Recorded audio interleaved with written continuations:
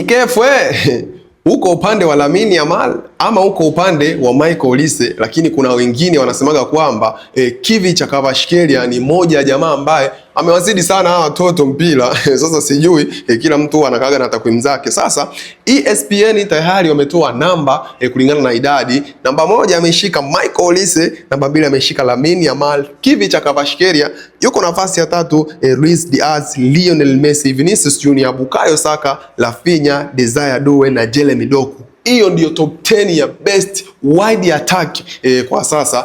ESPN kama kawaida ninavyokuambia huwa wanatoa hizi position za msimu ulioisha kabla ya ligi kuanza, siku chache kabla. Hivyo basi sasa utaweza kuniambia ni wide gani ambaye amekosa hapa na unajua kabisa ni hatari kweli kweli, lakini ESPN wamedhulumu rank yake au Lamine Yamal na Michael Olise, nani alitakiwa kukaa namba 1?